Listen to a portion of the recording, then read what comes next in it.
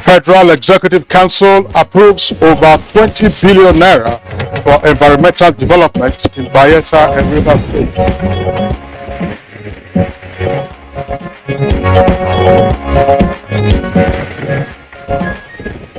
President Buhari expresses disappointment over the attack on the correctional facility, attributing to failure of intelligence.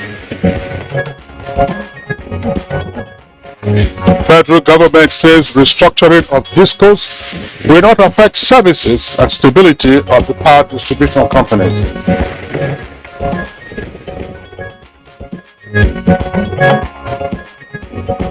Good Morning Nigeria today examines issues arising from the attack on Abuja Correctional Center.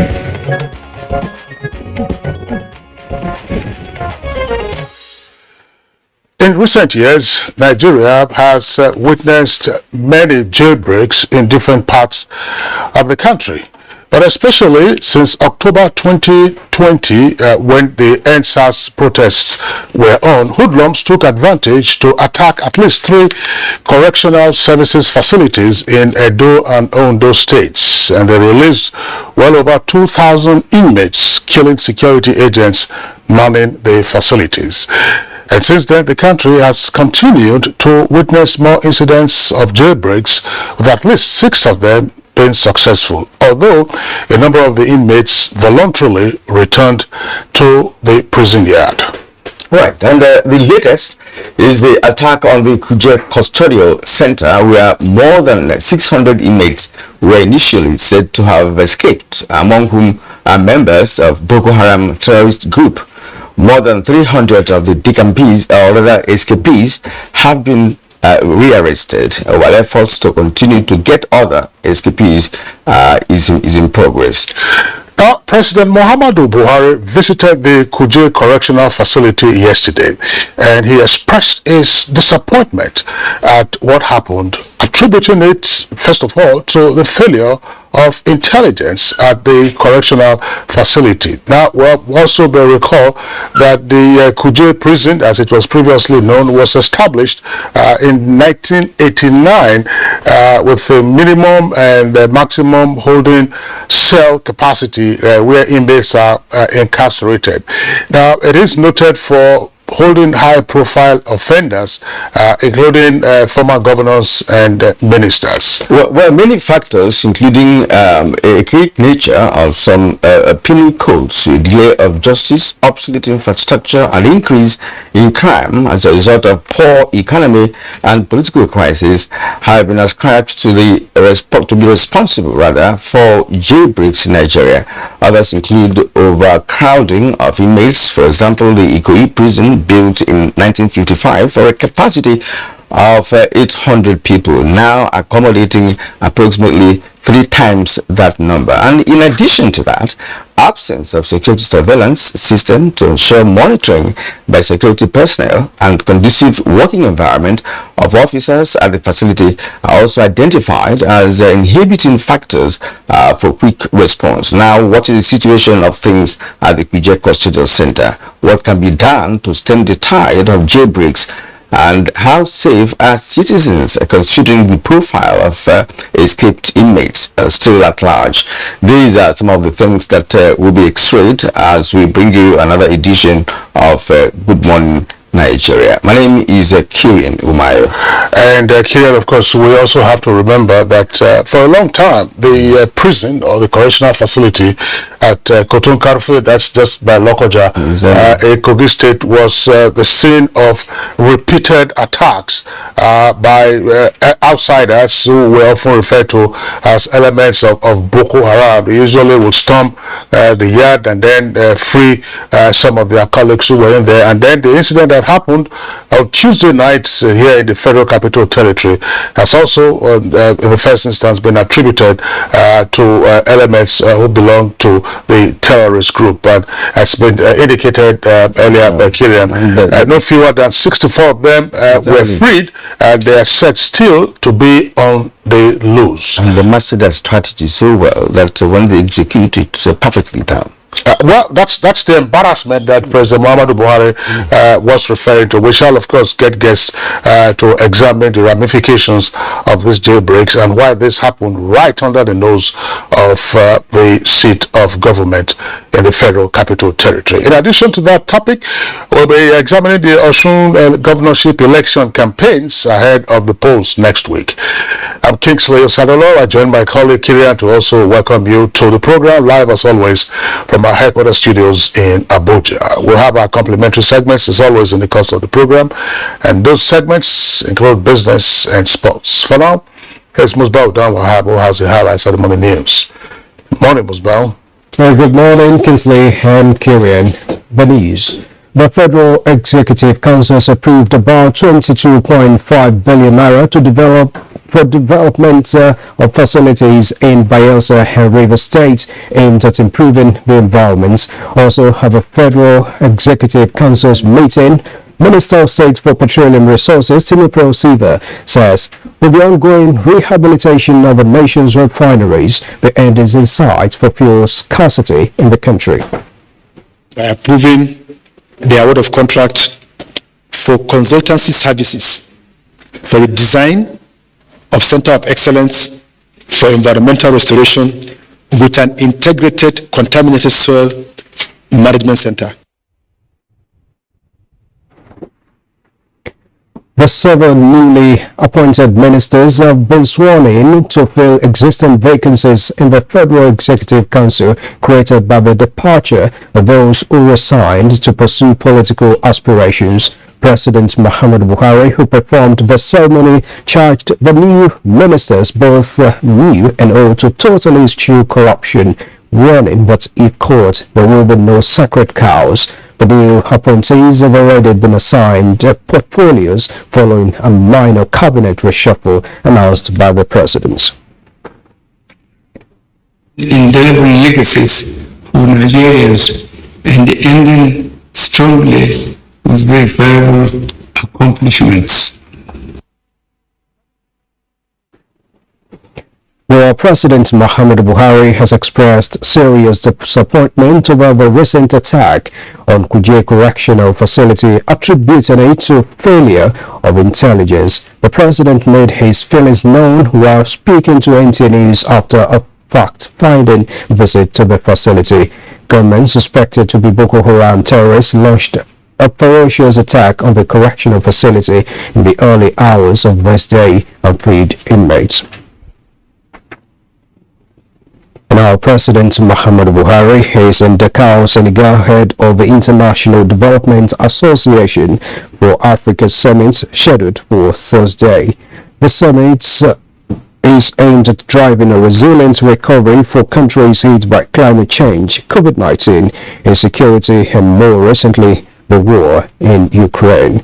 The International Development Association, an institution of the World Bank, earmarks $93 billion for its 20th replenishment cycle coming into effect from the 1st of July this year to the 30th of June 2025. At the high-level event, President Buhari is expected to join other African leaders in an open dialogue on development challenges, priorities and initiatives aimed at charting the way forward for the transformation of their country's economies. Senior Special Assistant to the President on Media and Publicity, Garba Shehu, speaks on the significance of the summit for Nigeria.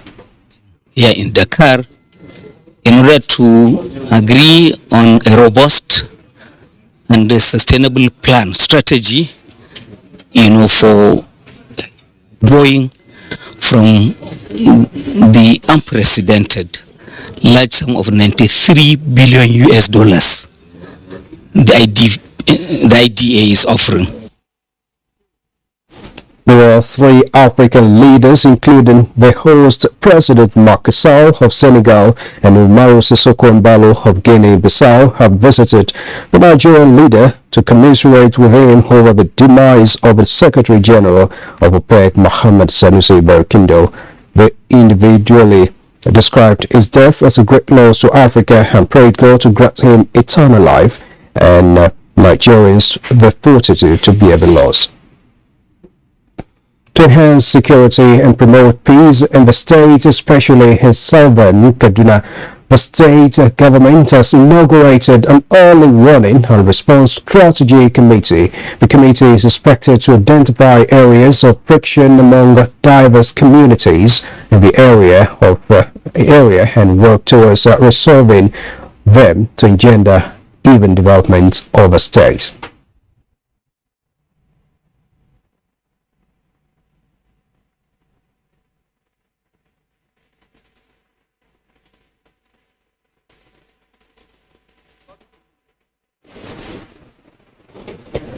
Federal government is reassuring electricity consumers that the recent changes in the governance structure of 5 electricity distribution companies will not affect the ongoing reforms and initiatives in the power sector, including the National Mass Metering Program. A statement by the Minister of Power, Abubakar Aliyu, explains that the changes are as a result of the receivership of the core investors in Kano, Benin, Kaduna, and Ibadan distribution companies, whereas the Action Import Harcourt Distribution Company is to provide much needed liquidity and prevent the insolvency and risk of collapse of a utility. While federal government says it will continue to hold 40% equity stake in all electricity distribution companies, the utilities are still led by the private sector. Bureau of Public Enterprises and the Central Bank of Nigeria state that the exercising the rights of the lenders to be co-investors, the financial institutions do not retain the ownership of shares and management of the distribution companies, as timelines for exits of the banks will be prescribed by the regulators. The federal government assures that in implementing the changes, the Ministry of Power will ensure that the changes in corporate governance do not impact on the service and stability of the distribution companies. And that's a bit of the news for this morning. We'll have more for you in the course of the day. Join us again.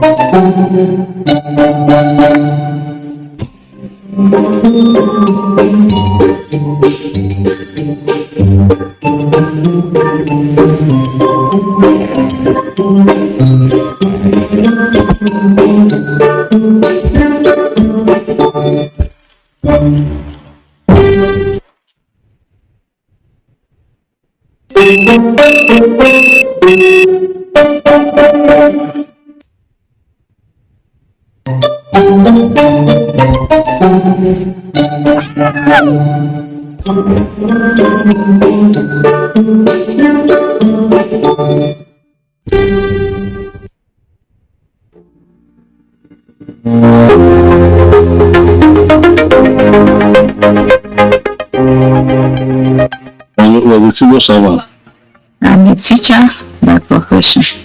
I trained as a nurse. I could not even remember some of them, but by their approach, greeting and respect, I make beads. I liquid soap base. I have stopped buying liquid soap from the market. I make it, and I teach these young ones how to do that. And when I do, it is not for any fee. In most cases, I serve as consultants. Many people come to me inquiring how to go about doing the farming.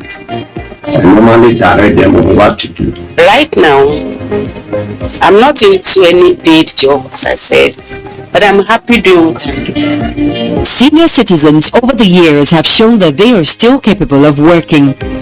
They have shown that retirement is only but a social construct, not a limitation. Senior citizens until the end carry around a wealth of knowledge that we can tap into. They have walked these journeys we now walk today. They have amassed all of these experiences so they can stand holding the torch so we do not stumble in the dark. Our senior citizens are national assets packed full with inestimable value. They should not be condemned to a life of obscurity, but one where they serve to illuminate our path. Promoting senior citizens for intergenerational workforce.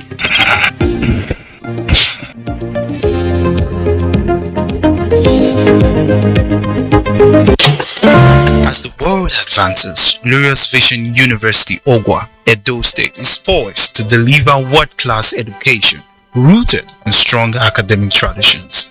In the colleges of law, basic and applied sciences, humanities, management and social sciences, Glorious Vision University is building the next generation of leaders. Hurry now for 2022-2023 undergraduate and postgraduate admissions into any of our NUC fully accredited programs. Secure admission today in one of the fastest growing private universities in Africa. Also note that the university runs diploma, GPED, part-time and tuition-free programs in all colleges. For more information, visit www.sau.edu.ng or call 0705 079 1226. Glorious Vision University, to nurture for discipline and excellence. Lalo, Nigeria are the 9th champions in this competition. The 12th edition of the Africa Women's Cup of Nations is here with 12 teams including reigning champions and 9-time winners Super Falcons of Nigeria, all in contention from July 2 to 23 in Rabat, Morocco. You can catch all the actions live on the NTA Network Service and NTA Sports 24, channel 270 on Star Times, 434 on Starsat and 731 on Free TV. Come, join us to promote another championship run by the Super Falcons. For your advert placement, please call Hawa on 0803 312 1022.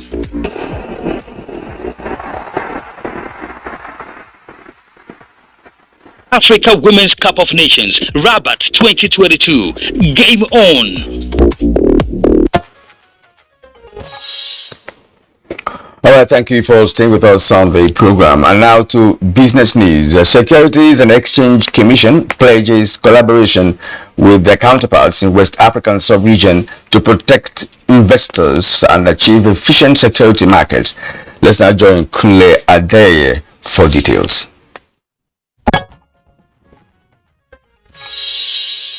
Registration of 21 derivatives contracts on the Nigerian Exchange Limited and FMDQ Securities Exchange Limited, and the successes recorded on the full dematerialization of share certificates in the Nigerian capital market as some of the success stories driving interest into the Nigerian capital markets by other nations. And this time, it is the Ghanaian Securities and Exchange Commission that has come calling. The Securities and Exchange Commission emphasized that the successes didn't come without challenges, both were surmounted. We recognize the importance of coordination and cooperation concerning issues of common regulatory interest in order to mature market innovation and fair competition, as well as to promote efficiency and regulatory oversight within the West African region.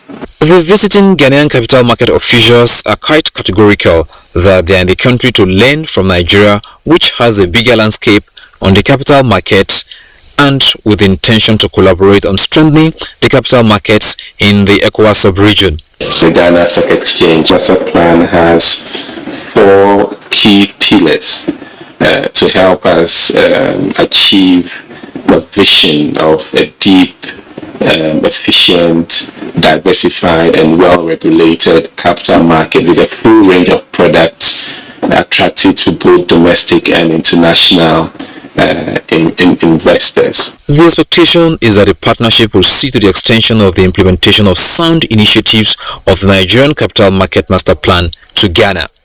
With business news, I'm Kunle Adeye. Thank you very much, Kunle, for the business package. Coming up next for us now is Newspaper Review.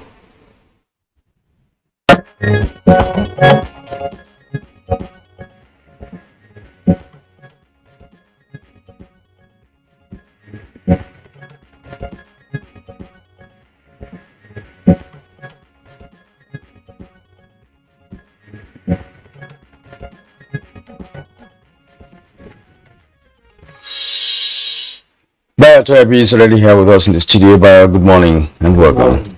All right. Yeah. Okay, we have two newspapers. Kieran's got The Nation, I have the Daily Sun, but there are other papers, but we're taking these two, and as can be expected, the lead story is on the attack on Kuje prison here in the nation's capital. That's the lead story. The papers couldn't have captured this yesterday in their productions because the attack hadn't become public knowledge at the time they went to bed. Aftermath of Kuje prison attack. That's the kicker for the Daily Sun. We're beginning with the Daily Sun. Aftermath of Kuje prison attack. Fears in Abuja over Boko Haram inmates escape. It says minister says 879 prisoners on the run, 443 other recaptured. Now 4 confirmed dead, 16 injured, although another account says that 5 persons have been confirmed dead, 4 of them inmates and then an officer of the civil defense. Now 16 injured. Attack outcome of government's refusal to listen to my advice. That's according to Sheikh Gumi.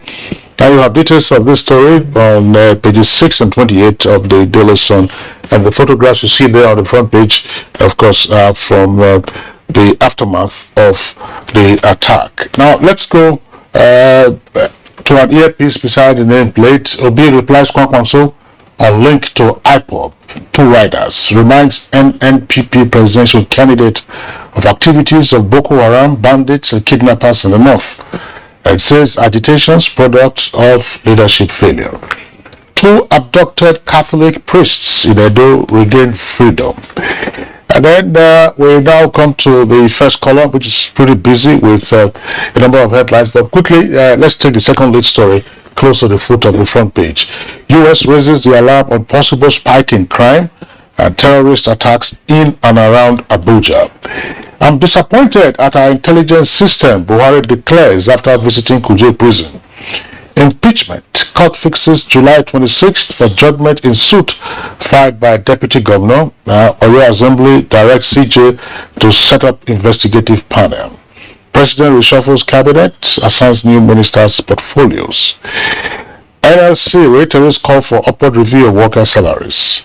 Ekweremadu, court orders NIMSI to submit the UPMO's biodata to AGF. That's Attorney General of the Federation. Governors lament dwindling inflow into FARC. Warn they may soon not be able to pay workers' salaries. Here. That's story you just read now. Okay. We go to the Nation newspaper. The Nation, above the name flag of the newspaper. Barkindo was a national asset.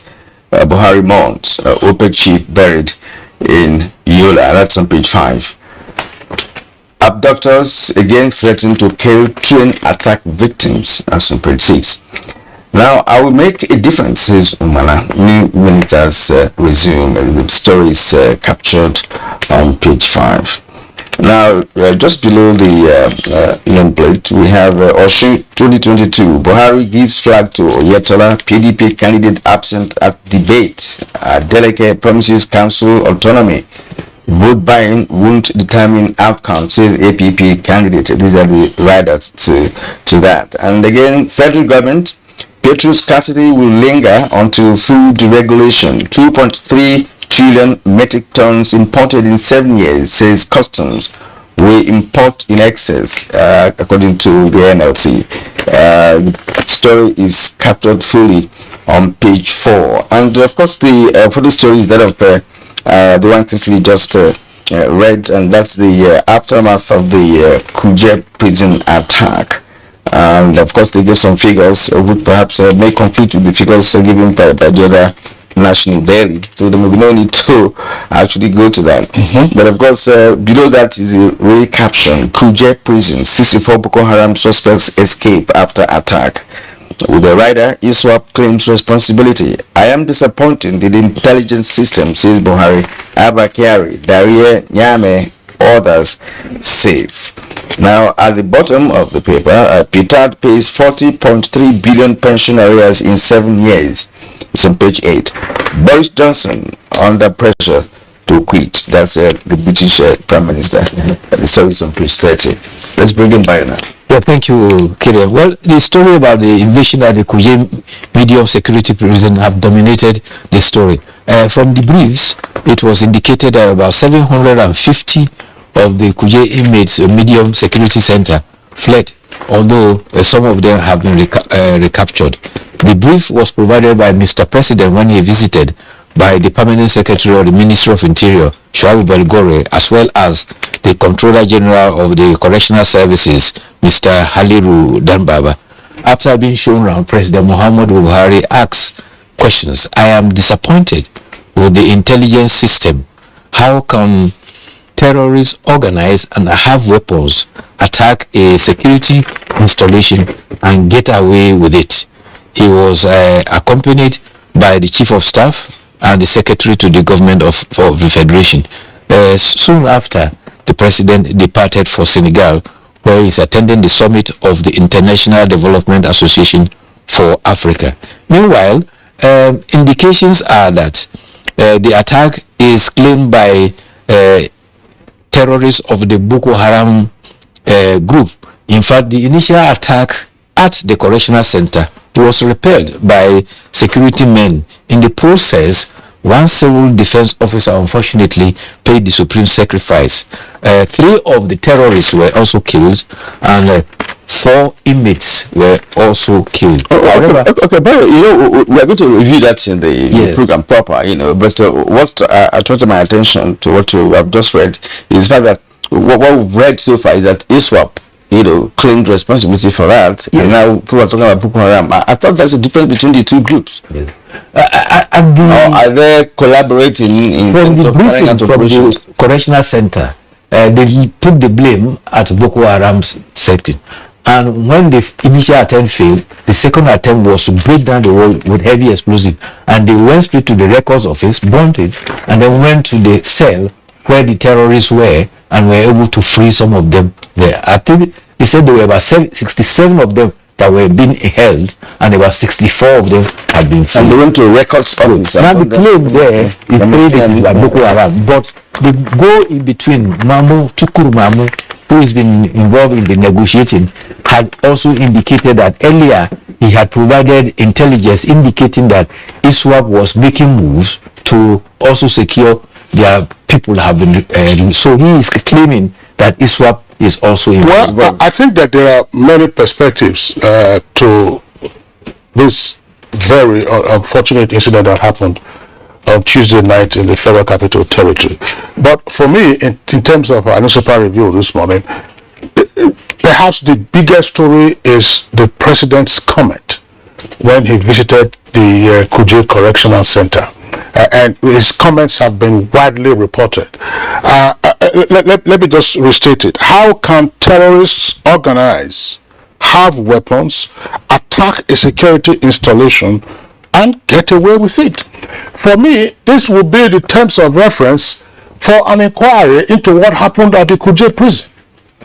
There's nothing else that you need, because the President also expressing his displeasure at the intelligence community is the first time the President is making this comment with regard to his disappointment. I'm sure it's persons or analysts had in the past freely commented on the fact that there appeared to be no synergy amongst the many security and intelligence agencies and so on and so forth. But for the President to say that he's disappointed, tells you that this is something. So answers have to be provided to the queries raised by the President, and it is not just a matter of providing answers. In my view, there has to be responsibility. There has to be somebody. There has to be responsibility for this. Terrorists, are reported to have gone to the correctional center via motorcycles, and they went there in batches and in groups. But why are we even saying all this? This is not the first one. This is not the second or third or fourth. It's not even the 10th. It's more than 13 times that we've had this kind of attack on correctional centers.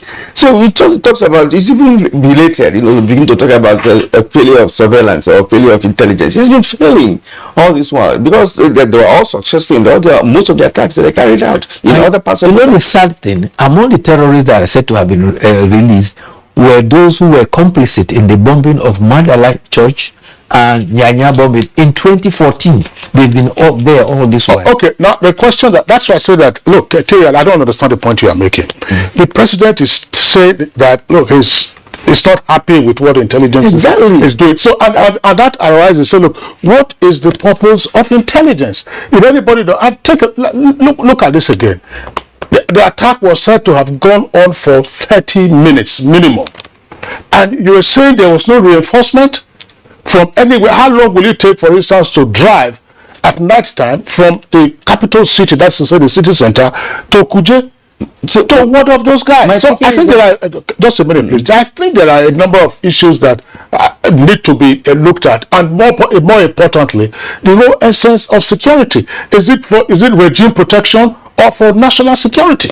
This intelligence has been failing. We failed at the Kaduna Abuja rail line. It failed there. It failed elsewhere before this one. That's the point I'm trying to make. It's been failing all this while. And again, when the Kaduna Abuja rail attack happened, he said that there was intelligence report, but it wasn't adhered to. So these are the things. This has always been the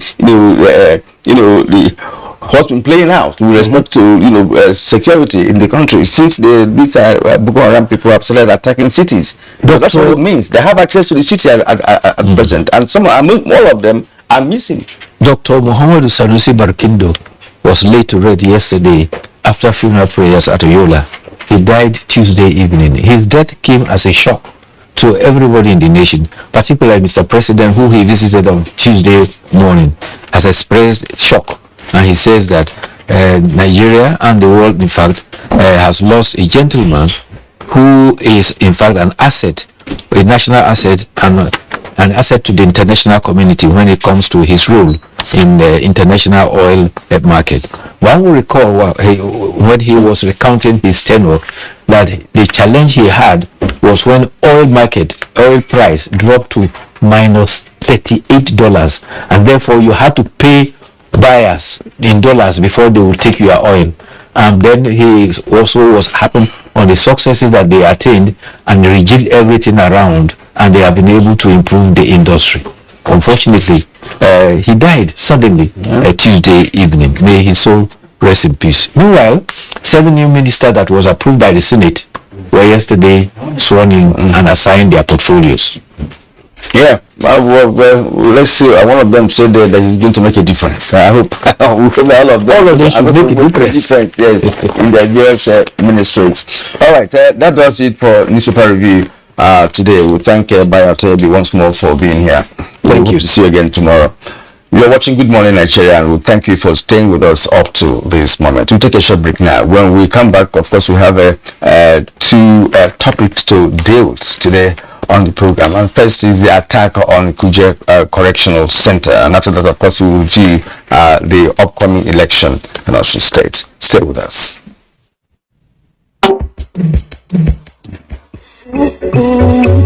What are you waiting for? What are you waiting for? Millions of Nigerians have received COVID-19 vaccine. I have taken my own. What about you? We have taken our own. What about you? I am strong and healthy. What are you waiting for? What are you waiting for? We are strong and healthy. What are you waiting for? What are you waiting for? Go get, go and get your job. The hospitals, churches, and the mosques. Go and get your job. Health centers, hurry up now. Don't be late. Go and get your job. Bye bye, Corona. Bye bye, Corona.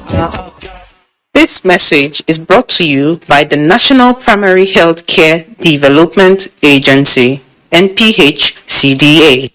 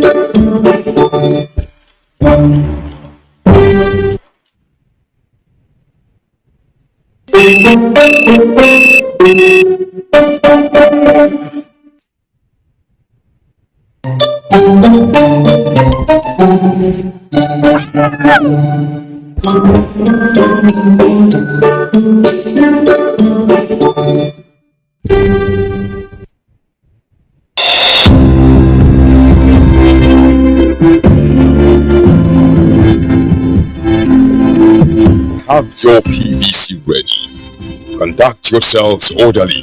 Join the queue. Cast your vote secretly. Thumbprint correctly. Do not waste your vote. Do not sell your vote. Secure your future. If you sell your vote, you have sold good roads, electricity, water, education, good healthcare, etc. Be part of nation building. Cast your vote for honest candidates. Shun electoral violence. You could lose your life for nothing, for nothing, for nothing. This message is from the National Orientation Agency. Wake up the champion in your child. Give them energy to go further. Milo Active Go and the natural goodness of malt, milk, and cocoa helps wake up the champion in your child. Milo! Motlalo, Nigeria are the 9th champions in this competition. The 12th edition of the Africa Women's Cup of Nations is here with 12 teams including reigning champions and 9-time winners, Super Falcons of Nigeria, all in contention from July 2 to 23 in Rabat, Morocco. You can catch all the actions live on the NTA Network Service and NTA Sports 24, Channel 270 on StarTimes, 434 on StarSat and 731 on Free TV.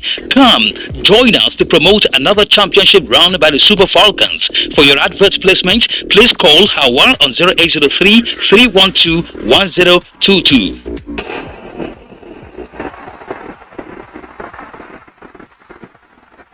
Africa Women's Cup of Nations, Rabat 2022.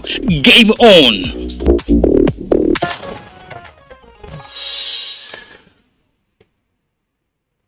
Alright, you're watching Good Morning Nigeria on the network service of the Nigerian Television Authority. Now, to kickstart our conversation on the attack on the Kuje Correctional Center here in the nation's capital, let's listen to this background report put together by Garba Muhammad Natala, our correspondent.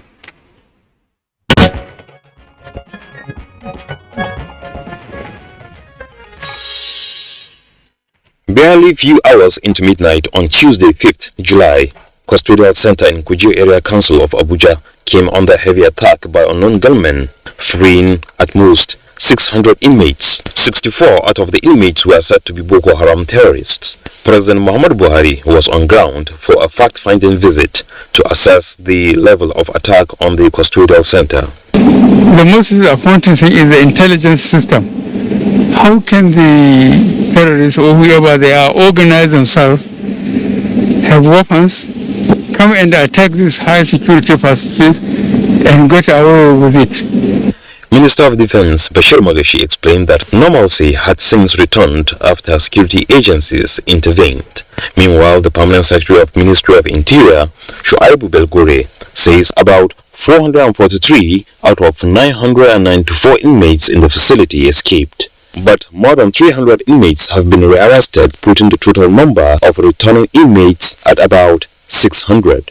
Available data showed that there were about 15 successful of such attacks in the last 5 years. At least 5 prisons have been attacked in the last 18 months across the country, those of Jos, Oyo, Kaba and Uweri. Then how will security agencies tackle such large scale of security breaches in Nigeria and also deal with criminality? Guests on Good Morning Nigeria shall examine these and other issues of insecurity.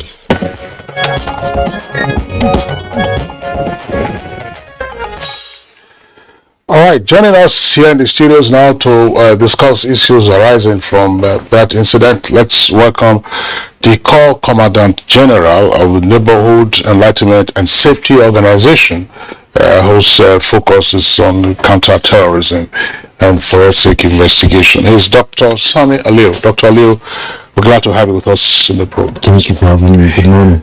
Our regular security analyst is right here with us in the studios, and he's Dr. Kabir Adamu, a very well-known security risk management expert. Dr. Adamu, glad to have you this morning. The pleasure is mine. Good morning. Thank you.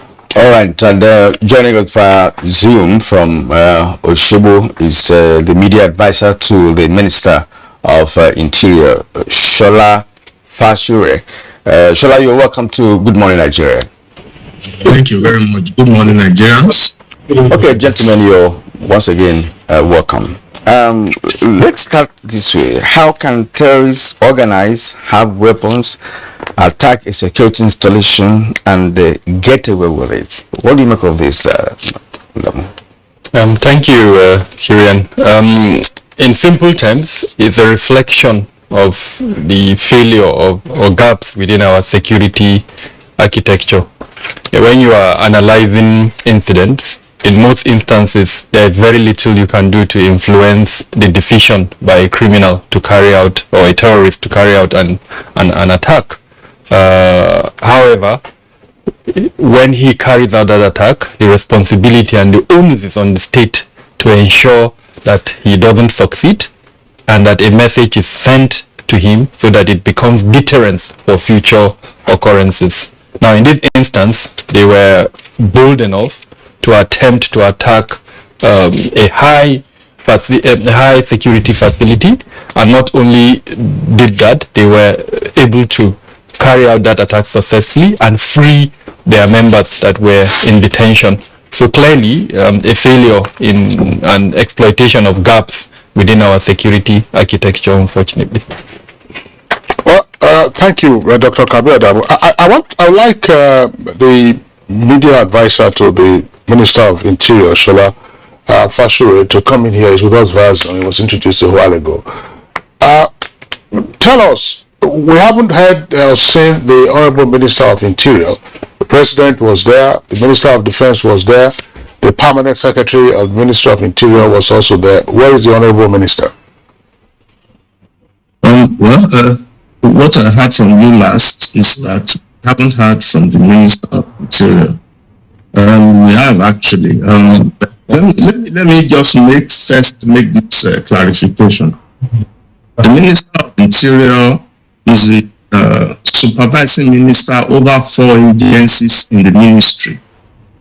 It's the Nigerian Immigration Service, Federal Fire Service, Security and Civil Defense Corps, and of course the Nigerian Correctional Service.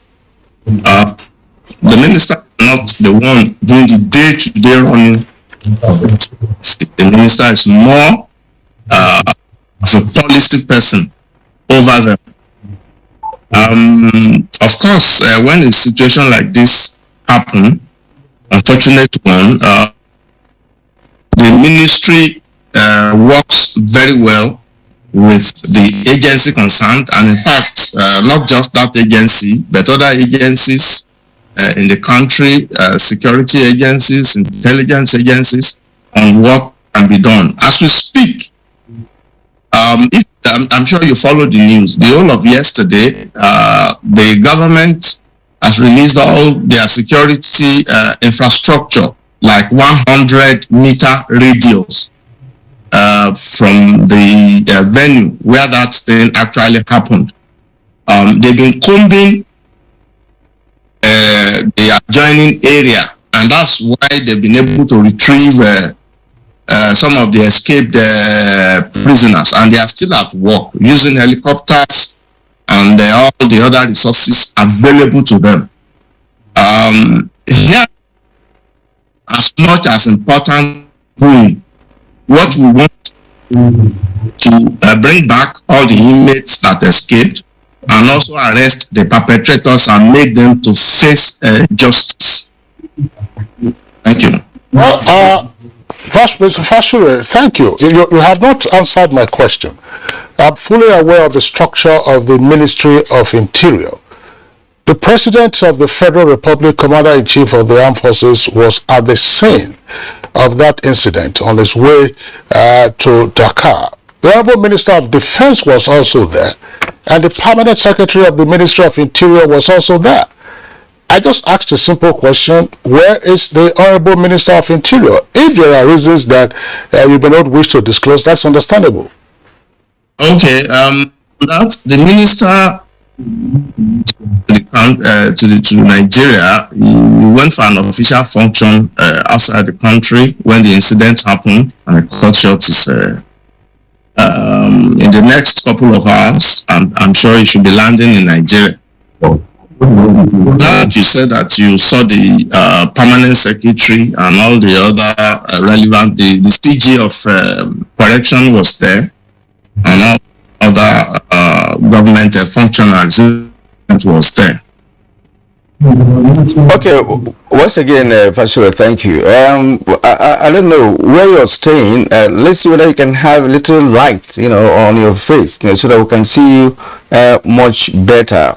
Or perhaps you could also relocate, as the case may be, if it's possible for you to do that.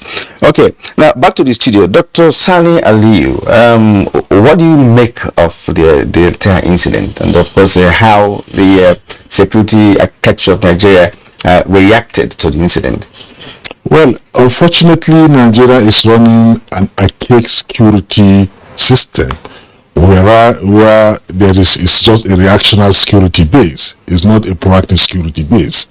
The world has far gone away from that level to proactive security operations. It is sad that most of these things that happens, usually intelligence reports have been given 2, 3, 4 weeks before they happened, and any actions. These are actionable intelligence given, and actions are not taken. And the problem we are having in this country is that even though Nigeria is the second most terrorized country as it is today after Afghanistan, we don't have any agency that is created and mandated by the Constitution of the Federal Republic of Nigeria to counter terrorism. In this way, it is very difficult for you to hold any agency responsible. If you look at the purview of the military, it is to protect the territorial integrity of Nigeria. Constitutionally mandated. The police maintain peace and order. There is no one single agency in Nigeria that is mandated to tackle the most dreaded beliefs that is running this country down as terrorism. So, giving and profiling and giving intelligence, they fall in an open corridor. No one can be held responsible for his actions or inactions. So, in this regard, you can see Mr. President lamenting that is the failure of security of intelligence, and of course limiting it to within the correctional center. It is, even though there is intelligence, who do you give that intelligence to? Who is that person that is expected to deal with the situation? The military, they are just helping. You just drafted them in. Take for instance this 9/11 that happened in America. The Americans have militaries, they have all sorts of agencies, but yet they went back to their drawing board because of the alien kind of offensive that happened to them in 9/11, and they come up with a homeland security, and again we braced up FBI and make the number one FBI agenda to pursue these terrorists anywhere they are, and to locate them, and to make a stopgap between them entering into the American society. Yeah, but all those things didn't require an amendment to the American Constitution. Of course. The laws. Of course. But we also have laws establishing the broad range of institutions, including the DSS, for instance, as is now known, And then several of the agencies that are in the constitution, the police and the military in particular, they have their respective arms that deal with intelligence and broad security issues. And as these matters manifest or unfold, they are also supposed to be dynamic. Isn't that the case? Of course, they are supposed to be dynamic, but if you look at the unhealthy interrivalry within the agencies, it's one serious problem. I think it's high time all the agencies, including the military, start focusing on one item, that is Nigeria. We must save our country and stop on all this interagency unhealthy rivalry. Because sometimes you carry DSS might even give the military intelligence, and they look at them. We have our military intelligence. So what it's all about?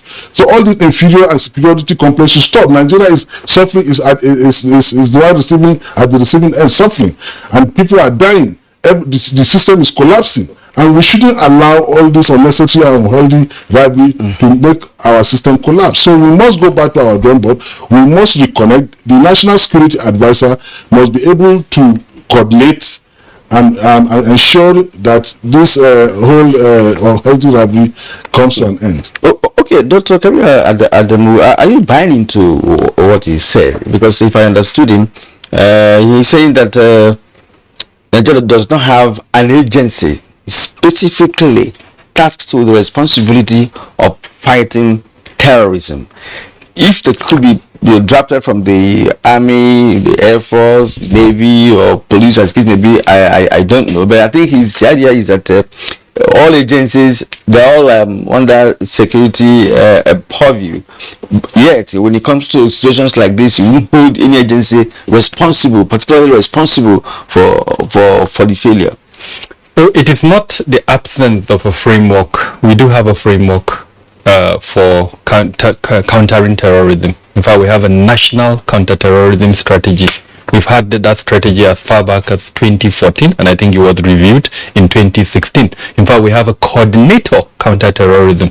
So both the framework and the office that is managing the framework are domiciled in the office of the National Security Advisor. There's an individual, a retired, I think, Navy commander that is heading that unit. So again, it's not the absence of a framework, rather the implementation of that framework. How have we taken that strategy and operationalize the requirements of that strategy? That, I think, is where the gap is. So to give you an example, in May this year, the parent body, Islamic State, launched a campaign where it urged all its affiliates across the world to release their members that are in detention. That was a flag that should have made every country where you have active IS affiliates to sit up. Immediately after the March incident where the train was attacked, and part of their demand was their membership that were in detention should be released, it should have told us that perhaps the Nigerian affiliates were buying into the global campaign. So I'm giving you that example to show it was at that point that this coordinator of counter-terrorism should have raised tasking orders to all the agencies that were mentioned earlier on to say, okay, the IS has launched this campaign. We have members of this group in detention in logically about 3 places. What is the security level in those places? Do we need to increase the security level? Agency A, this is your responsibility. B, this is your responsibility. Now, again, at some of the council meetings, I think that the joint intelligence board meeting, I'm hoping that these are the kind of things that they would have discussed at that level. So it's a multifaceted and multi-level approach that I'm hoping, based on the presidential lamentation yesterday, the administrative machinery around Mr. President will pick up that lamentation, develop tasking orders and operational requirements to all of the agencies, and conduct an investigation to identify the failures, because there were failures clearly that made Mr. President to lament. Dr. Dema, I'm not bossing you, but we are going to continue.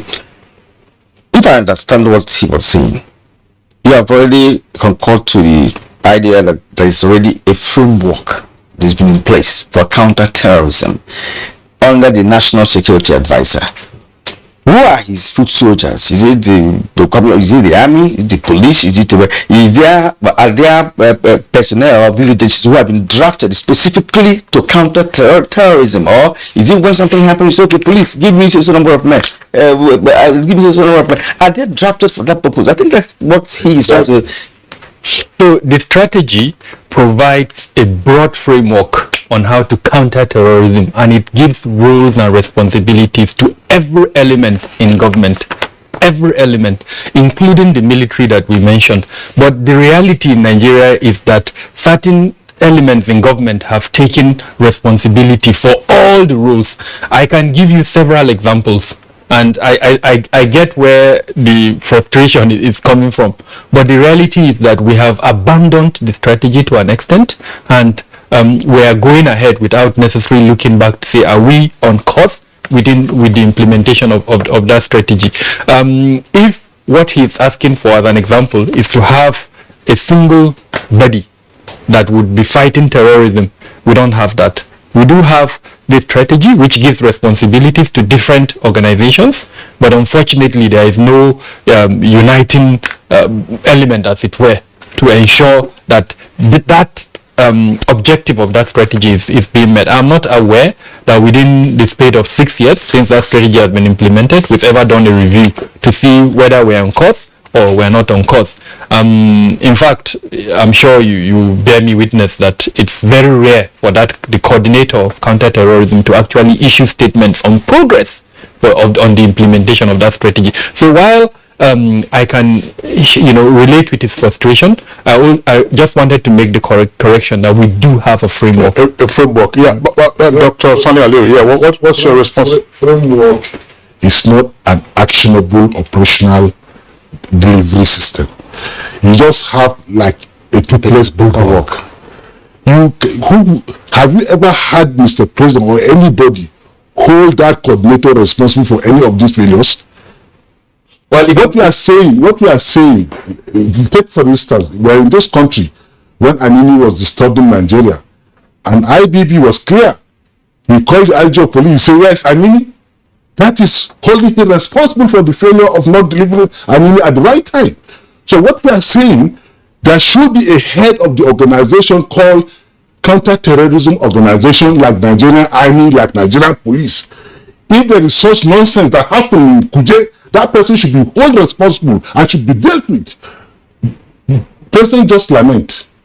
What actions? Who is getting the bump? Who is to be blamed? Who is to be held responsible? Who is accountable for that failure?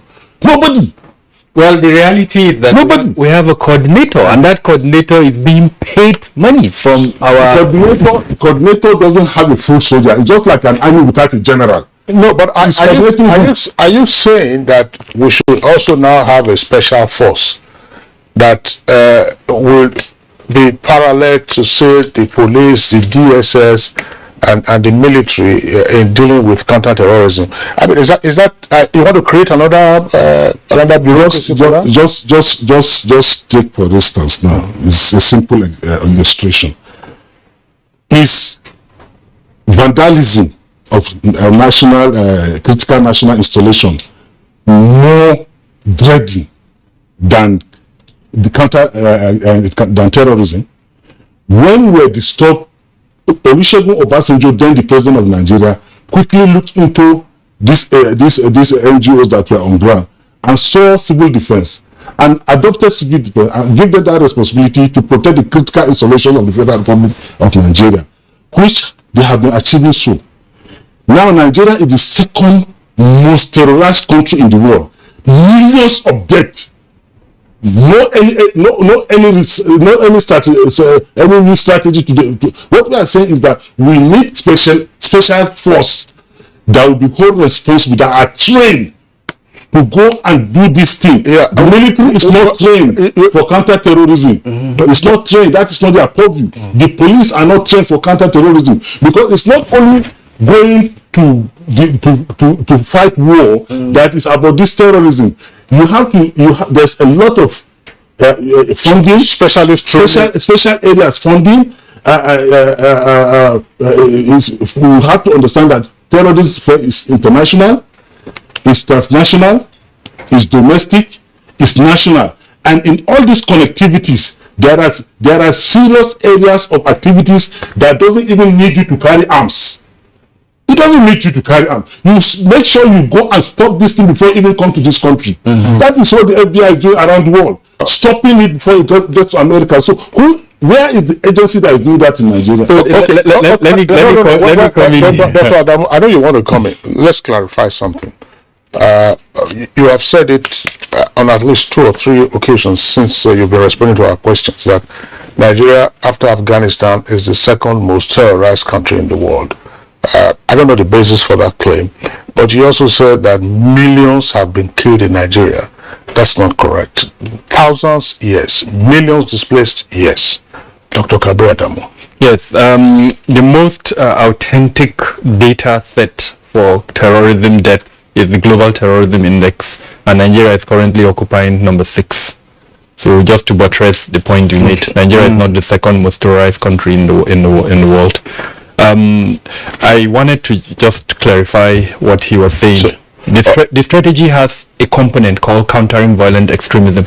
And in my previous appearances in your platform, I have discussed extensively what that aspect is. So I want to make it clear that we do not lack the know-how and the strategy for countering terrorism. In fact, our CVE and counterterrorism strategy was taken to the United Nations by the current DG World Trade Organization when she was the Minister of Foreign Affairs then, if I remember. She went to the GA, presented that strategy, and it was commended by the entire members of the UN. So what we have is a globally endorsed approach. The absence is the implementation. And that is what I want you to understand. Take your time, study that strategy, see the role of every agency in government, including you and I. Where the gap has been.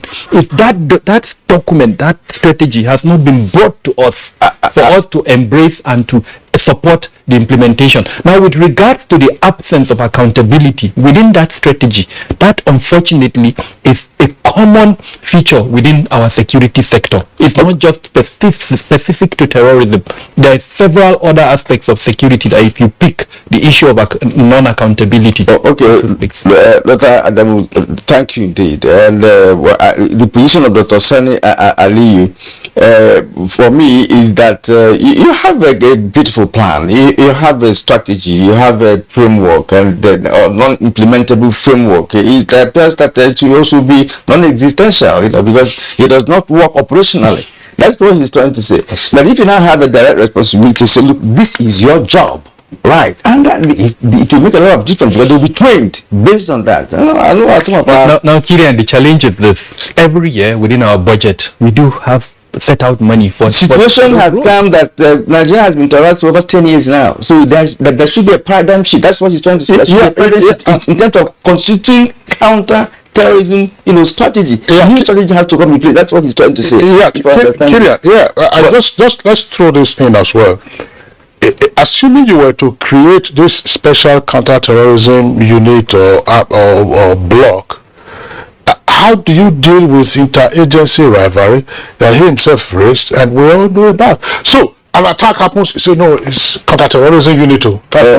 See, that's the coordination element that is missing. That we have a block does not mean there will be no synergy. If I understand, there will be synergy because we are patriotic. We want to save the country. Okay, let's get back to no synergy. or let's get back to Shola Fasula once more. You told us earlier on that efforts are being made, and of course, our men are already in the bush deploying all manner of tactics and strategy to see whether those who have escaped will be recaptured. Lead us more into whatever development has taken place so far. If you know, to what extent have they been able to go with respect to tracking down the escapees and bringing them back to the prison?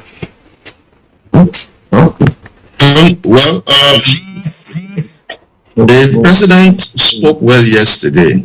He asked some questions and he raised some issues, and that's the way it's supposed to be. What the president was doing is that the president is assigning responsibilities.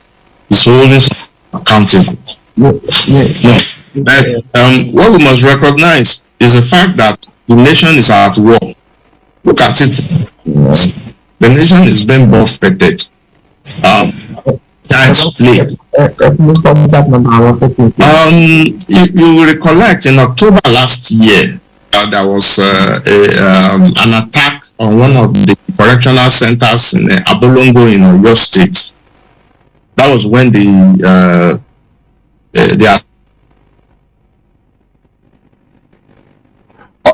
all right, we seem to have a freeze on that Zoom connection to Oshogbo. Let's come back to the studios. Well, gentlemen, let's look at this. I know that Dr. Sani Aliyu, you talked about reactive intelligence and sometimes security measures, even though in a good number of cases and instances where the intelligence and security agencies foil plans before they materialize, they never get reported.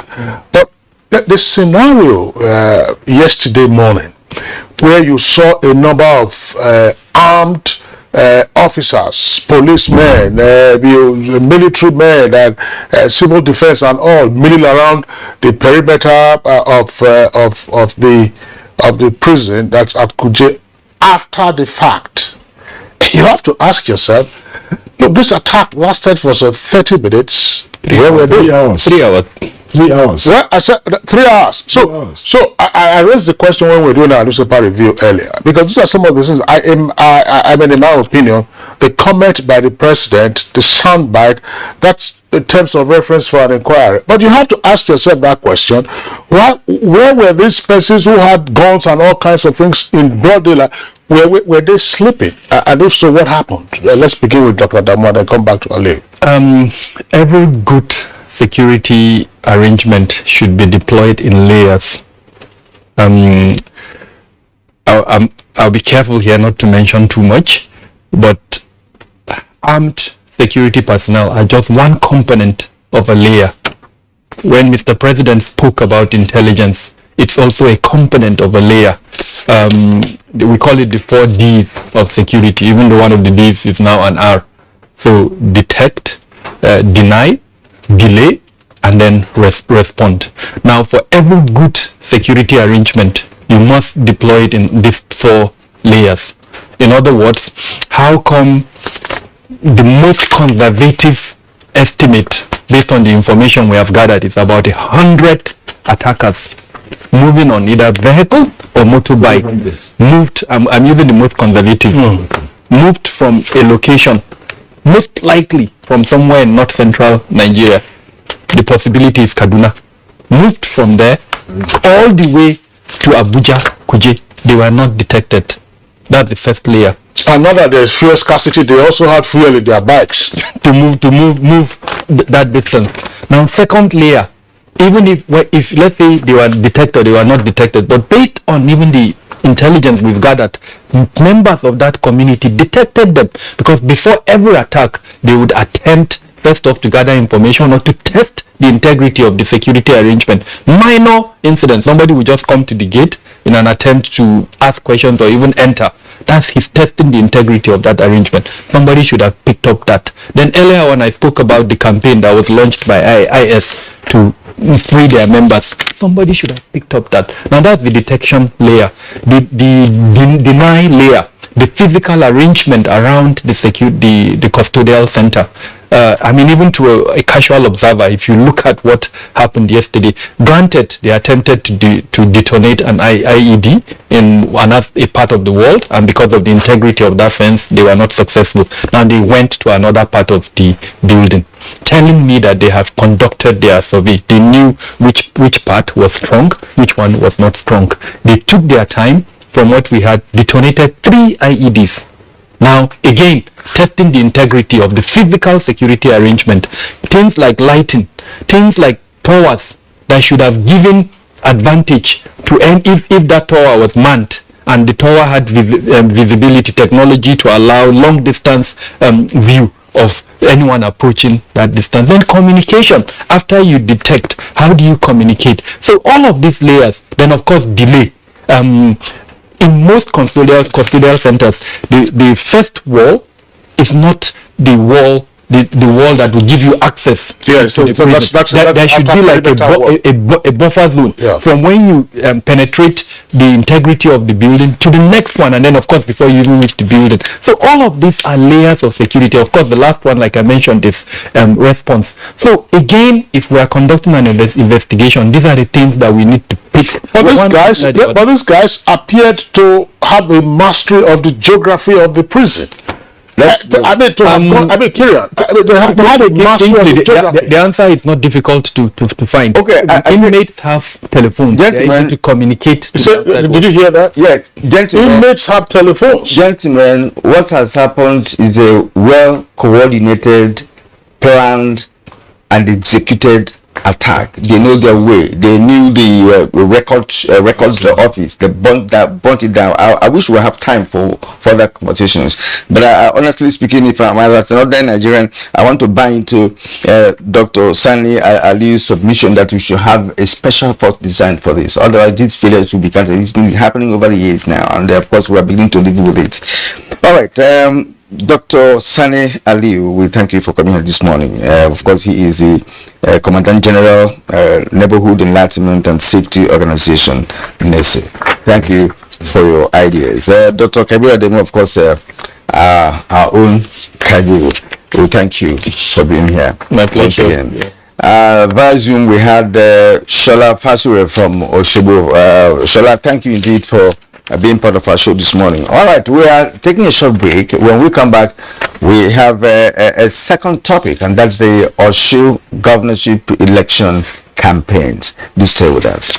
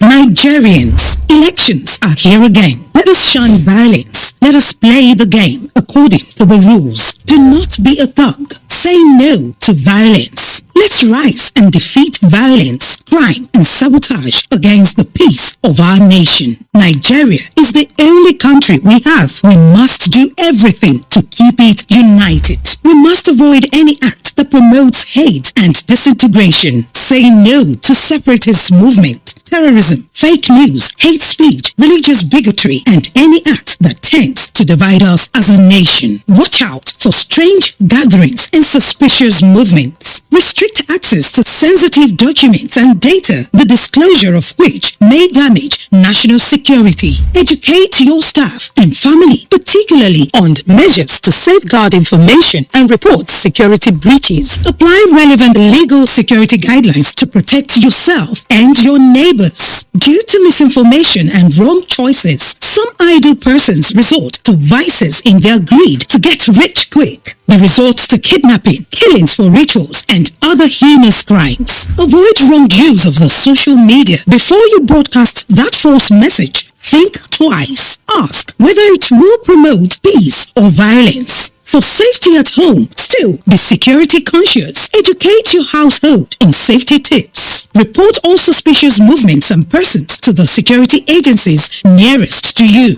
Be a good citizen. Be patriotic. To pass security information, please call 0813-222-2105, 0915-339-1309, 0908-837-3514, or send a mail to dsspr@dss.gov.ng. This message is from the Department of State Services, DSS.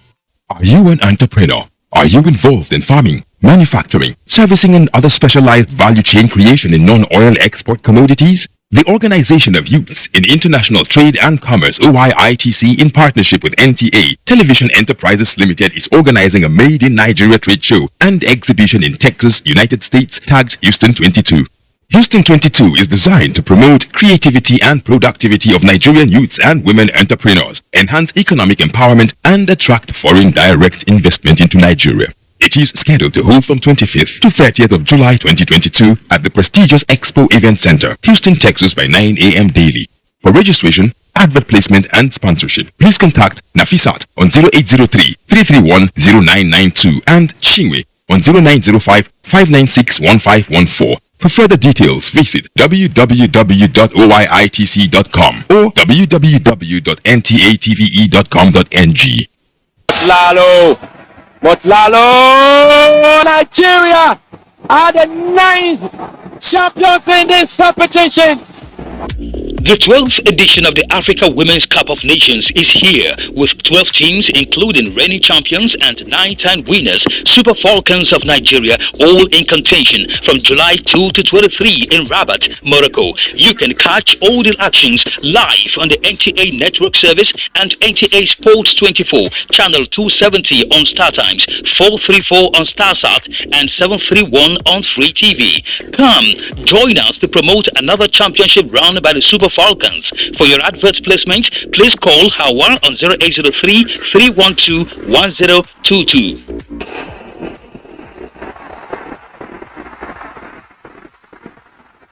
Africa Women's Cup of Nations, Rabat 2022. Game on!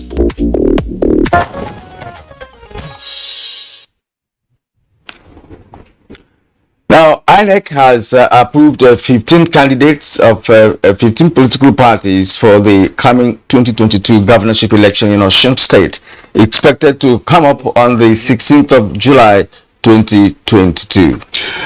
Well, the political parties and their candidates have been on the campaign stump since April the 17th. And campaigns, of course, are expected to be concluded on the eve of voting. That's to say by the 14th of July. All campaigns will cease as there will be no campaigns 24 hours to the election. Now, how have the candidates fared in their various campaigns? What are the issues in the election? And if we recall, Kirian, the Osun election had some unique attribute to it 4 years ago when it was one of the inconclusive elections, and we had to have an extra day for the completion of that election. A lot of matters, of course, were thrown up 4 years ago. Are those matters likely to arise again in 2022? We have a number of contestants we shall be talking to from time to time, at least before the curtains fall on the campaigns for the Osun governorship election. They will have the agenda and then the issues they believe are pertinent to the vote. All right. Yes, all right. We have Dr. Goke Omiwodu, SDP governorship candidate via Zoom from Osogbo, and Dr. Akin Ogumbi, Accord Party governorship candidate via Zoom also from Osogbo. Kingsley. All right, thank you very much. Let's begin with the candidate of the Social Democratic Party, that's Dr. Goke Omiwodu.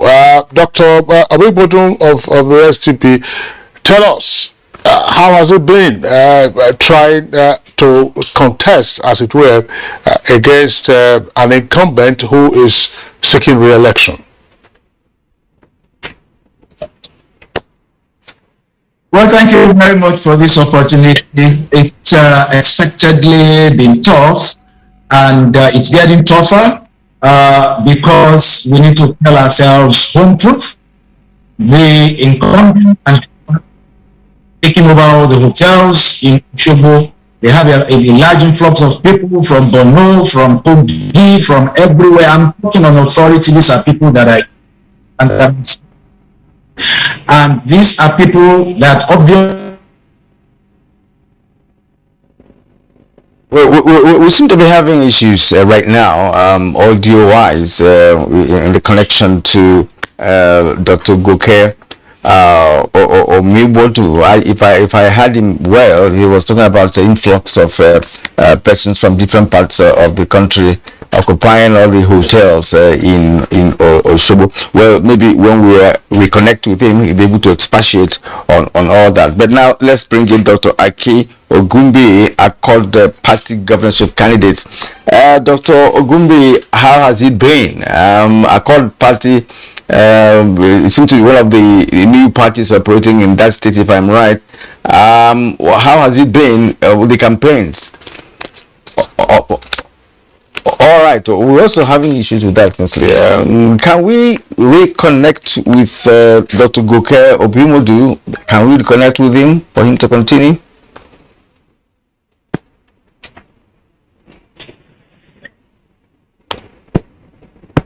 Well, of course, our engineers are working to see how we can get reconnected to our guests in Osogbo. We could see a flash of that. I hope that will stabilize so that the conversation can continue. All right. Okay.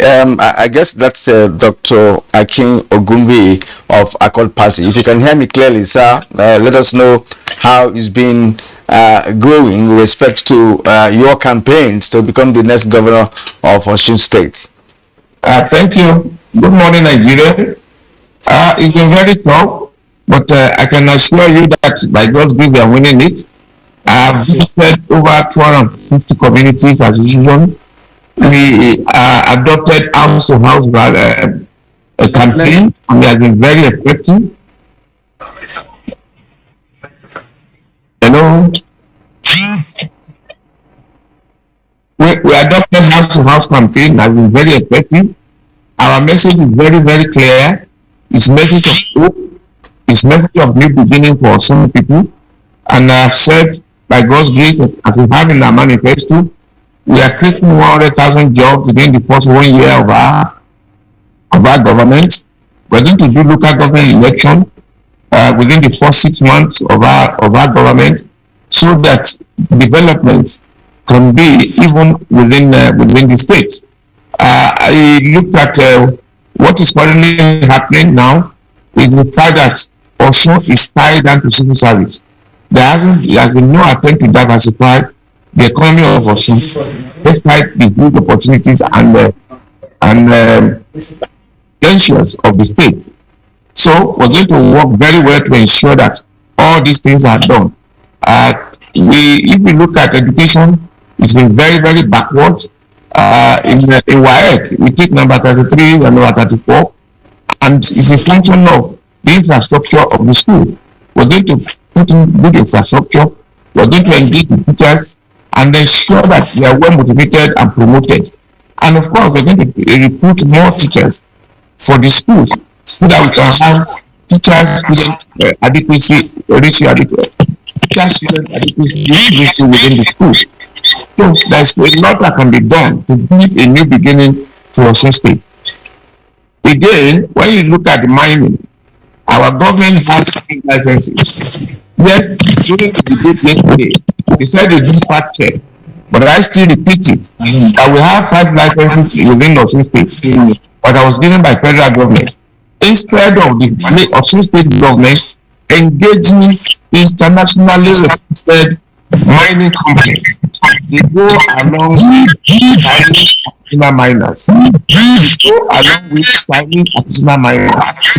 And those Chinese artisanal miners are mining without any recourse to the degradation of the environment. All the rivers have been muddied. Even Osun River, that hosts an international event once a year, have been fully muddied. Right. So but now that you are calling me with now. Okay, Dr. Aki Ogumbi, maybe you have some of your aides around you there. If they could work on some of the noise interference, maybe there are other telephones that are buzzing or vibrating around you, so that we can hear you more clearly without the noise interference. But let me ask you the same question I asked the SDP governorship candidate. in this election, you have the incumbent governor who is seeking a second and final term. And sometimes it is often said that it's like climbing a mountain taller than Mount Everest to unseat an incumbent. How challenging is this election for you as a candidate? It is not, there is no challenge in this, because you have a government that has not performed. You have a government that has failed the people. You have a government that has not shown any capacity to work. You have a government that has refused to do everything that can generate income for the state. They have a government that has not done anything whatsoever in the area of income generation. You have a government that has refused to do a comprehensive investment plan around our mining sector to the extent that we can get income from it. You have a government that has failed in education. It was the statistic was clear. For every 100 baht, you have 70 infant mortality rate. There has been no question of what do you call it, primary health care for the people. So in all aspects, in all ramifications, there is no mountain to clear, because this is a clear failed government. But unfortunately, look at, like my colleague was saying, they have come with all their money. All they have to do is to buy vote. All they want to do is to buy vote. And I keep telling us people, don't let sell our vote. The power of governance is in the hand of the people. Don't sell your vote. Vote accordingly. Vote for accord. Vote for a new beginning. So I don't see any mountain to climb. And yet our people are in poverty. They are suffering. They want to take advantage of the people by giving them 10,000-15,000 per vote. But gentlemen, also people, is 15,000 the worth of your life? That's exactly the question. 15,000, is it the worth of your life? And they are shameless about it. You perfect it. The man who is running for the number one position in the state, I mean in Nigeria, went on the podium to say, without vote, there is no more.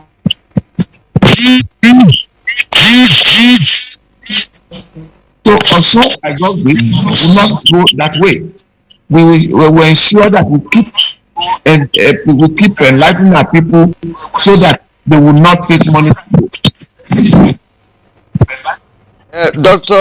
Ogumbi, we're still saying with you, there's no way all the voters in Osun State will be bought, all things being equal. You could do that in some sections. What I want to ask you now is this, how has the campaign been in terms of your meeting with the people? What should be done to ensure that the people's votes are going to count?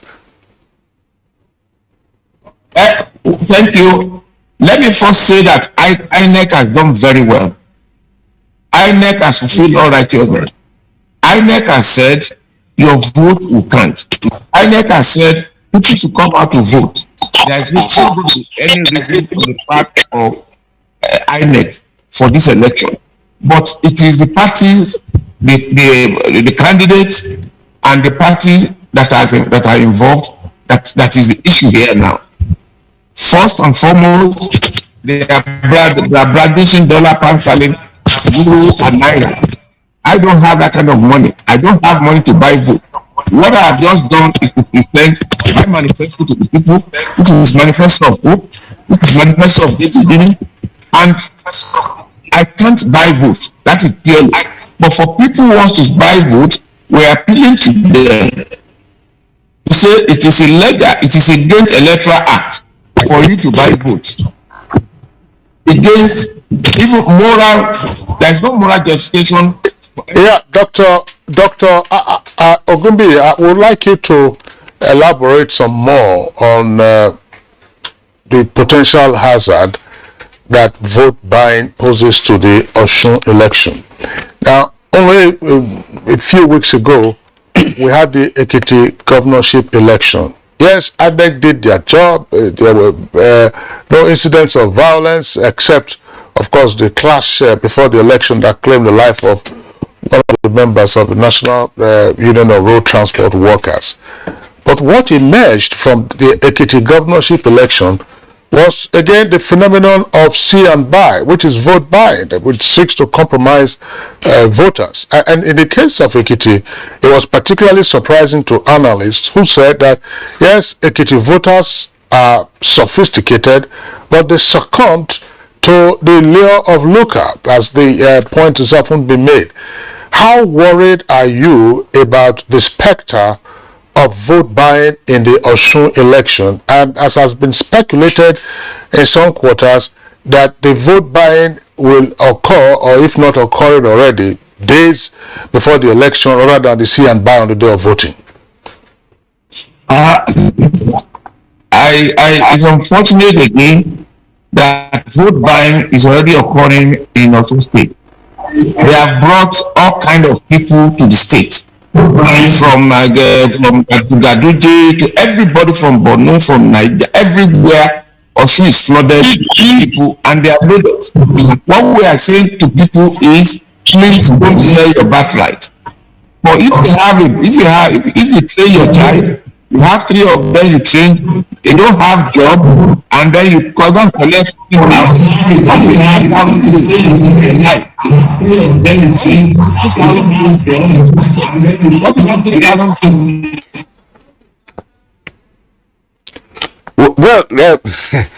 we seem to have a persistent audio problem. Interference there. I think we advised him to probably speak to his aides, and that was a whole back from private television, so that we can hear him more clearly. And then what you just mentioned, in the course of asking him a question with respect to vote buying, I think the thing has even developed, in fact, I think another dimension to that. Now, buying a day or two before the election. So, what does that mean? How would the buyer now have the confidence that, look, this person I'm giving money today will vote for me tomorrow? Because seeing and voting or whatever, see and buy would have been the best option based on the fact that, look, it's on the election day, and not the best option, but that's a criminal activity. Yes. The best option for that criminal activity, because if you give somebody money a day before, he could change his mind along the line, or somebody could pay even higher than you have paid. Well, I think that's an issue. It's a gamble. It will be, because if you recall, in the case of Ekiti, EFCC and other security agencies also moved in. I think a few persons were arrested. One of the last reports I read was that those who were arrested were to be arraigned. And I think at the High Court in Ekiti, or the Federal High Court, depending. But I've not read any additional reports as to what has gone on. But the fact that EFCC officials were around meant that, okay, you could serve as a deterrence to those who were doing see and buy. I mean, we all know how it occurred in 2018. You show the ballot paper, where you thumbprinted, and then you fold and put in the box, and then you go to a corner. No, the see and buy was for election, standing nearby, and all you needed to do would be against the box. So you fold the ballot paper, you drop it in the box, and you come out, but then you collect your money. What is important to note here is the fact that, yes, vote buying could take place, but you cannot be in all the polling stations, and if people believe it will be strategic. But if people believe if you have a stronghold, it is in your stronghold that you further mobilize your supporters. Now, if you were to go to maybe the birthplace of another candidate where there is strong support for that other candidate, I mean, it will be a waste. It will be a waste. So that's why I raise that is because if someone wins an election, I'm not sure you should blame vote buying per se. That could happen, but may not swing elections on the person's side in terms of the volume of people that will be bought, and that can swing vote to the person who is doing the buying. It may be very difficult. So the important thing is for the governorship candidates to campaign vigorously. I was asking him to explain his experience meeting the people. He said he has been to 250 communities in Osun State, so therefore he must have interactions with people, perhaps hold some which is good. town hall meetings with people to know their grievances, know what they need and what they're asking the governor to do for them and what have you. It's not enough to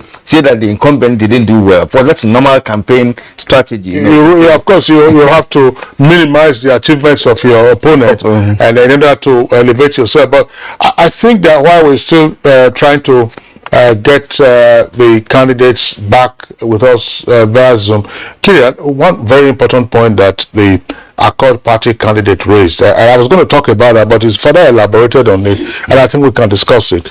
It has to do with mining. Osun is rich in gold deposits. Osun is rich in gold deposits. Now, it says that according to the Accord Party candidate, the state has licenses. About 5 licenses. 5 licenses, and that instead of engaging high-profile or international mining corporations, rather what we are seeing are these artisanal miners from China. And these people, they ruin the environment. And what is again the other point he made about not just ruining the environment, the land, is the pollution of the Osun River. Yes. That's a serious environmental concern. And community streams, absolutely. Communities fetch water. Is this an issue in the campaign? You follow? Is this an issue in the campaign in Osun to say, look,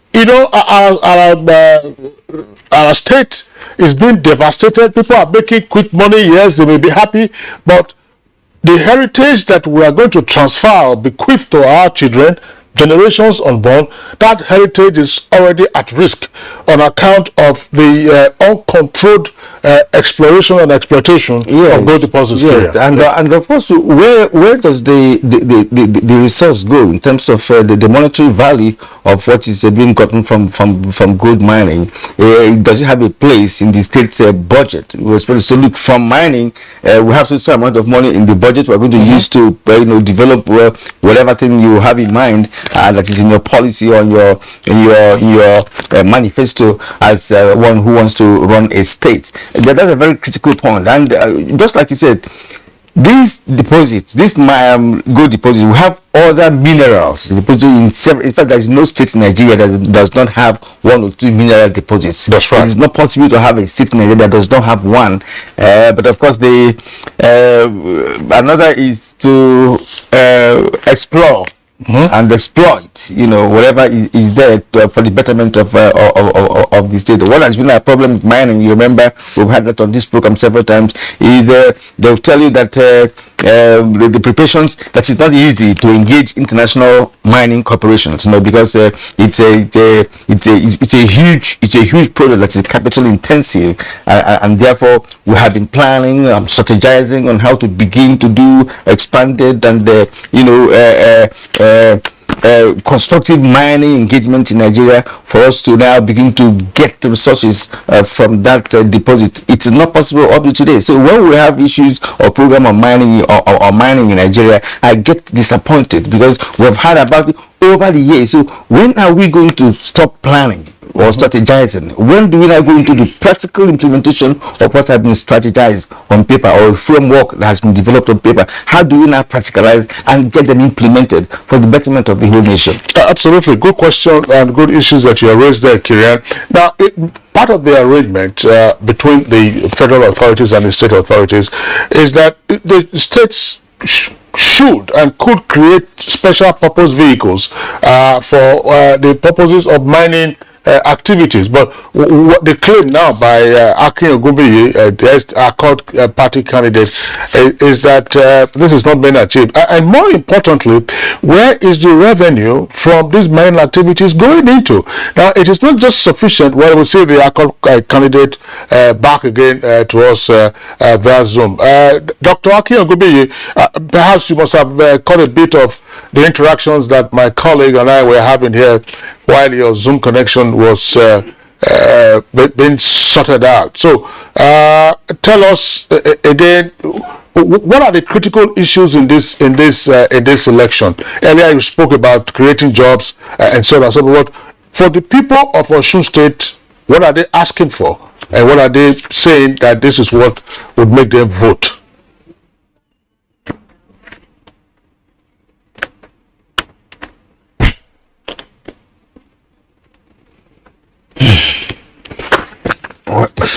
Well, we have indeed lost contact with him. All right. Okay. All right. We're going to provide 100,000 jobs. How? Number one, agriculture and agri-related industries. We're going to ensure that private partners come in to join us to develop our agriculture. We have to go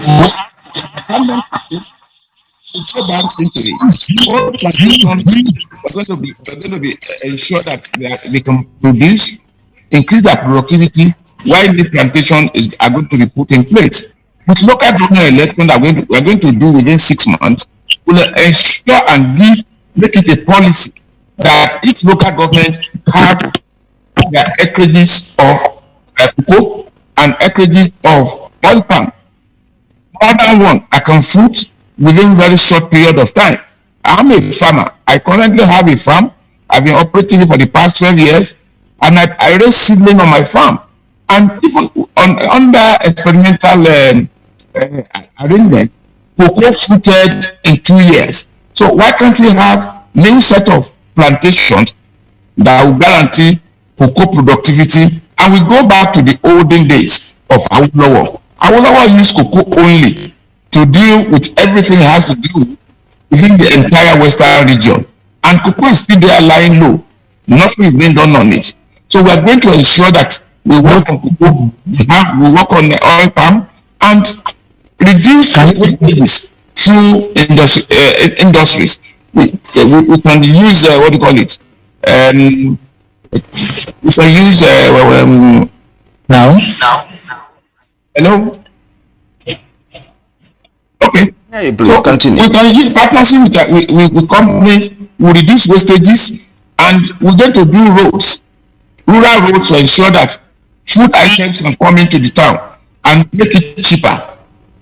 Again, also people are asking for free health. If you are not healthy, everything we are talking about is useless. So we're going to ensure that we give free primary health care to people for type baths, infants up to 8 years. All right, Dr. Ogumbi, we will return to you in a moment. Let's take a short break. The program continues when we return.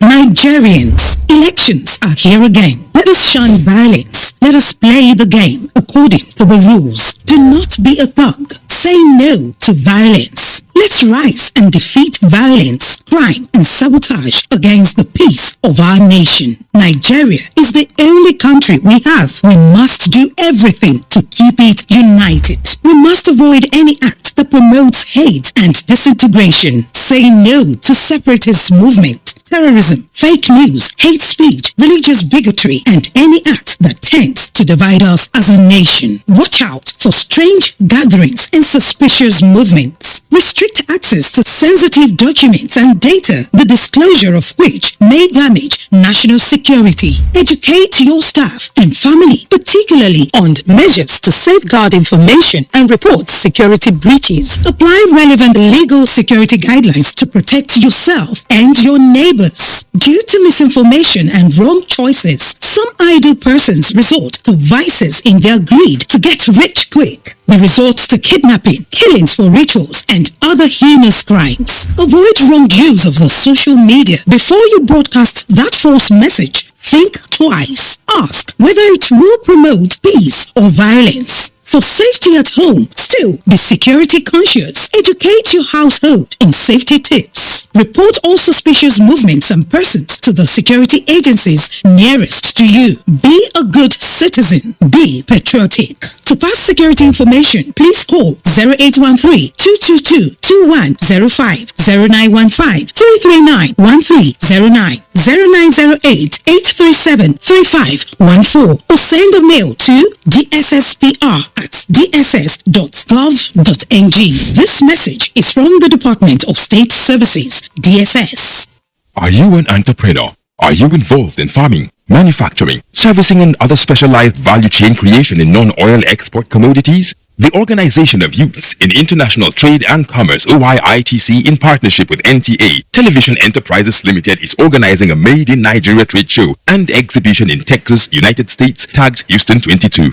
Houston 22 is designed to promote creativity and productivity of Nigerian youths and women entrepreneurs, enhance economic empowerment, and attract foreign direct investment into Nigeria. It is scheduled to hold from 25th to 30th of July 2022 at the prestigious Expo Event Center, Houston, Texas by 9 a.m. daily.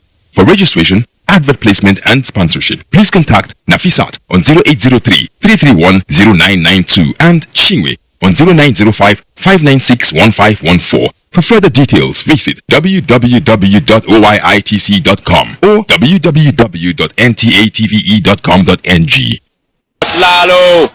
But Lalo, Nigeria are the 9th champions in this competition. The 12th edition of the Africa Women's Cup of Nations is here with 12 teams including reigning champions and 9-time winners, Super Falcons of Nigeria, all in contention from July 2 to 23 in Rabat, Morocco. You can catch all the actions live on the NTA Network Service and NTA Sports 24, channel 270 on Star Times, 434 on Starsat and 731 on Free TV. Come, join us to promote another championship round by the Super Falcons. For your advert placement, please call Hawa on 0803-312-1022.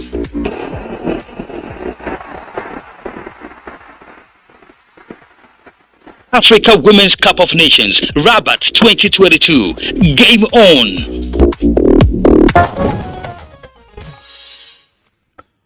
All right, you're welcome back, and this is Good Morning Nigeria on NTA Network Service. We actually would like to appreciate the guests we had on this second segment of our conversation this morning. Dr. Goke Omibodu, SDP governorship candidate, who reached out briefly via Zoom, for Dr. Akin Ogumbe, a Accord Party governorship candidate, also from Oshobo. As a matter of fact, we had some difficulties having clear audio from those two guests. We actually do apologize for that. For now, let's go sports. Super Falcons set to do battle with Burundi for the second group game at the 2022 Women's Africa Cup of Nations, and CAF nominated Super Falcons players for this year's Women's Player of the Year award. Let's join our sports desk for details. Super Falcons striker Aziza Tushola has been ruled out of the ongoing Women's Africa Cup of Nations in Morocco due to injury. The Nigeria Football Federation disclosed this on Wednesday and also stated that the player is scheduled to travel back to Spain Thursday. Nigeria Super Falcons will hope to bounce back from their defeat to South Africa when they take on debutants and Group C leaders Botswana Thursday evening. This year's WAFCON also doubles as qualifiers for next year's FIFA Women's World Cup in Australia and New Zealand. Meanwhile, Aziza Tushola entry of our Super Falcons teammates Rashidat Ajibade, Chiamaka Anadozie and Uche Nakanu have been nominated for this year's CAF Women's Player of the Year award. The 4 Falcons players made the 30 women preliminary list released by CAF Wednesday. And in tennis, former champion Simona Halep eased past Amanda Anisimova 6-2, 6-4 to reach her third Wimbledon semi-final Wednesday without dropping a set in the tournament so far. The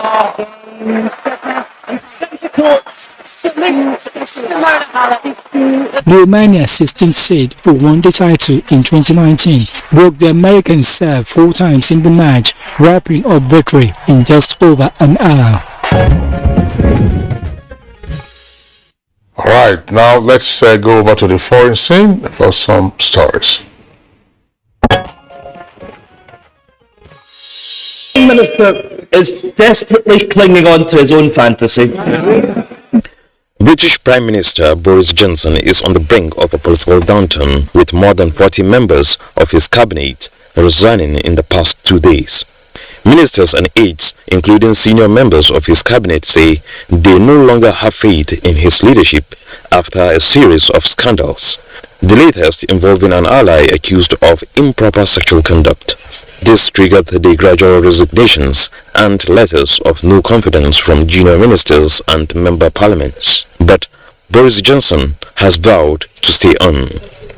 Meanwhile, Russia has threatened to veto a UN Security Council resolution reauthorizing cross-border deliveries of vital aid into opposition-held northwestern Syria. The closure of the last route from Turkey would immediately put more than 3 million people at risk of starvation.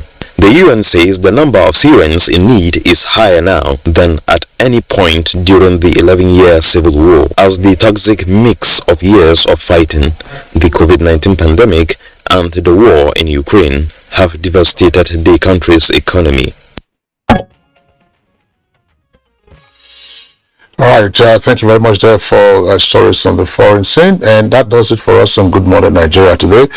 We appreciate you being with us, and again, I apologize for the glitches that we had in the course of the program. Join us again tomorrow, same time, 7 in the morning, for another edition of the program. I'm Kingsley Osadolo. And I am Kyrian Umayo. Stay out of trouble.